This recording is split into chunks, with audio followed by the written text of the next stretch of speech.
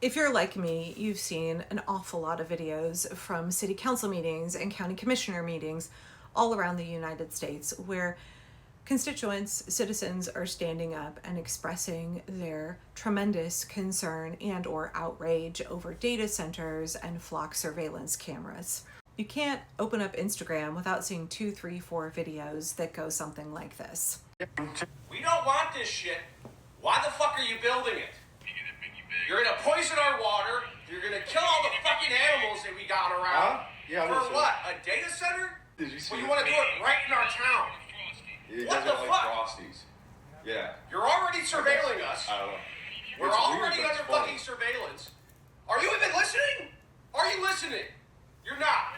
So we appointed you guys the AI to work for our interests. Yeah, I'm listening. Keep and going. you're saying, yeah. fuck. How much time you got? How is this real life? How are you actually sitting up there? What are you doing?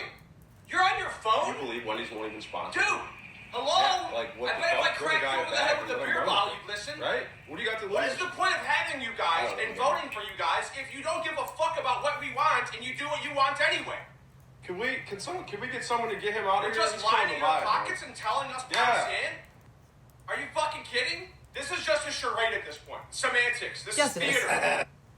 Just to make it look like you guys pull the double R around. Yeah, this guy's killing the vibe. Guys. And everything that you stand You don't have to reelect me. Fuck your surveillance state. Yep, this is how it goes every single time. Every single one of these city council meetings is like this. You can see elected officials on their phones not caring, totally checked out, no interest in representing the people at all. Now, this is nothing new. In the past, in previous iterations of Portland City Council, I've gone and given testimony or gone with friends while they've given testimony, and like Renee Gonzalez and Ted Wheeler are on their phones and they're laughing, and Mingus Maps is having a side conversation with Ted Wheeler, and they're not paying attention to anybody because they have no interest in listening to their constituents because they don't work for them. In Portland, they work for the Portland Business Alliance and their own political ambitions. I know they've rebranded as Portland Metro Chamber, but we all know it's still the Portland Business Alliance. And then in all of these other aspects, all of these other communities, all of these other situations, police departments and county commissioners and city council members, they are clearly working for their own self-interest, for their own profit. That's why they're willing to sell out their communities to data centers. They're willing to sell out their communities to flock surveillance cameras. What's the kickback for them? What's the quid pro quo? What's the benefit? Who benefits? My favorite question. Who benefits from all of this? And I'm not just here to snark and bitch, right? I want to be solution-minded. In permaculture, we are focused on solutions. There are no problems. There are just opportunities that we need to harness. And so this is an opportunity. I think for too long in American politics, people have really discounted local elections, local representation, and there's been a lot more focus on Congress and the presidency. Change happens first on a local level, positive and negative change. Republicans have spent decades infiltrating city councils, school boards. There's a reason that people get into politics. Their entree into a political career starts with the school board, right? They understand, Republicans have understood that power is built locally and then scaled up. They understand that if you have your guys sprinkled all around the country, that you are then able to aggregate that power. You have all of those people working for your agenda, diversified, spread out around the country, and they're able to shift the needle. They're able to enact policies that you can then have tested in court and applied on a district level.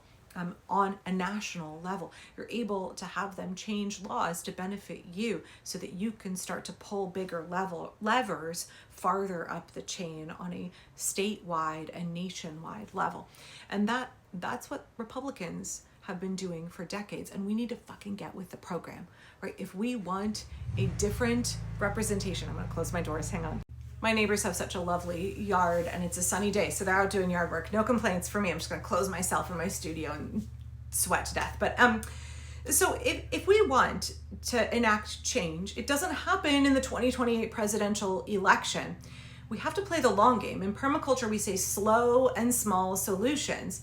Republicans have been slow. They understand slow and steady wins the race. They've been dedicated since the 1980s to getting to the place that we're at now, to getting full on fascism now. They've been very patient and very deliberate.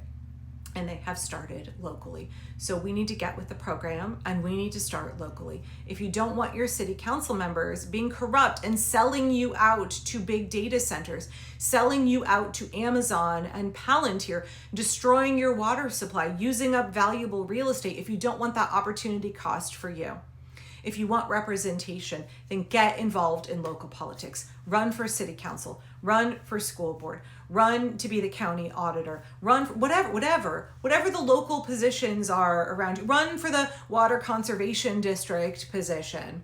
I don't fucking know. Whatever your skill set is, consider running for that office. We need good, decent, democracy-loving people in these positions, especially when it comes to elections officials, especially when it comes to decision makers that can have lasting, tremendous impact on small communities, and that impact ripples all the way across the country. What's happening in all of these rural areas and suburban areas like Hillsboro, Oregon, where you are seeing all of these data centers come in, what you're seeing would not be possible if we had our people in place instead of folks who prioritize their own profit above all, instead of folks who are bought and paid for by corporations. And honestly, it's not just Republicans, it's also corporate Democrats. Look at what's happening in Portland right now. How many of our elected officials, city council, our mayor, how many county commissioners, Jessica Vega Peterson. We have a deeply experienced negotiator with Chris Oxley, who is going to be representing the county. If this is a Chris Oxley I know, is he the one who worked for the Trailblazers? He did, yes.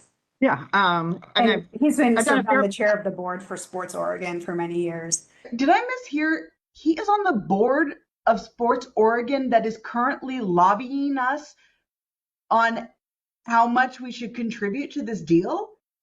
We hired a negotiator that's on the board of an organization that is lobbying us on this issue? How is that not a wild conflict of interest?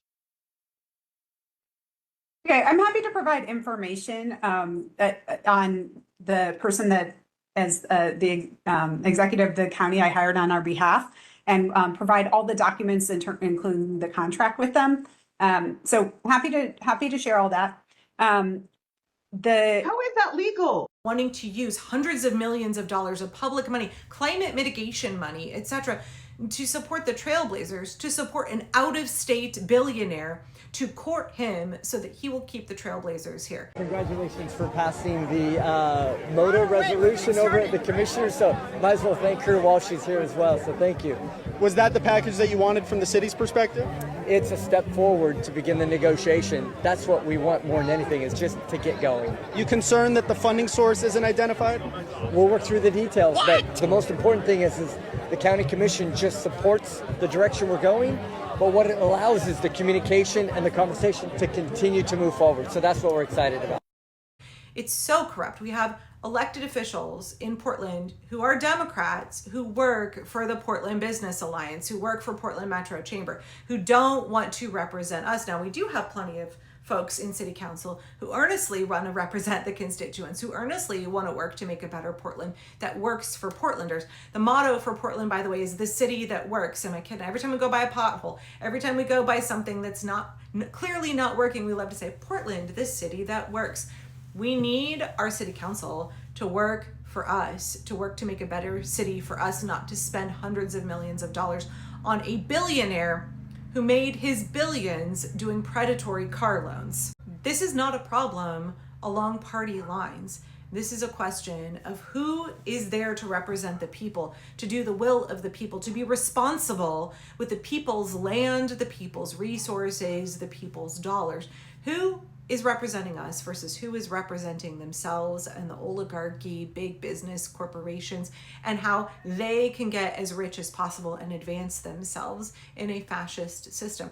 We have all kinds of folks in both parties who are perfectly willing to support fascism, to support the billionaires, to support the Epstein class, as long as they can get rich under that system. If we want elected officials who will represent us, it's up to us to get those folks elected into office. Slow, small solutions. It took years to get city council reform in Portland, and it's not perfect yet.